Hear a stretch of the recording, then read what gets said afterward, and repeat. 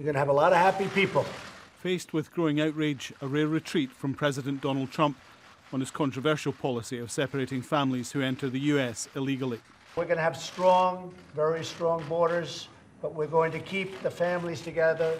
I didn't like the sight or the feeling of families being separated. Those who enter the US illegally will still be prosecuted, a continuation of Trump's zero-tolerance border policy. But families will be kept together while they wait for a hearing before an immigration judge.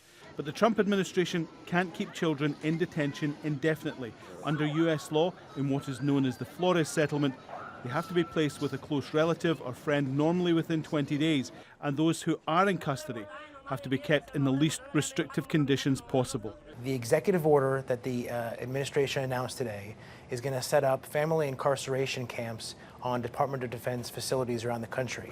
But the executive order itself acknowledges that that is not a long-term solution, and kids will not be allowed to remain in those facilities for the duration of their proceedings. The Trump administration will now seek an urgent court hearing to modify that agreement to allow them to detain families for longer.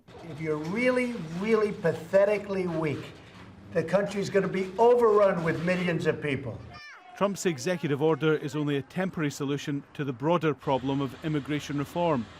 Meeting at the White House, Republicans argued for measures to stop migrants entering the US and then disappearing without appearing before an immigration judge. Mr. President, you're in a real bind. If you detain the adults, the law requires the children to be separated.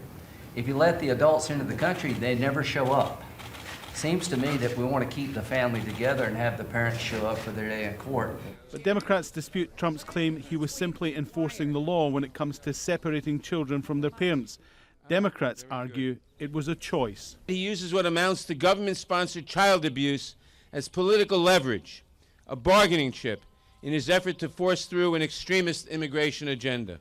The House of Representatives will vote on immigration legislation on Thursday, but with competing ideas on the best way forward, there's no clear idea of what might get enough votes to succeed.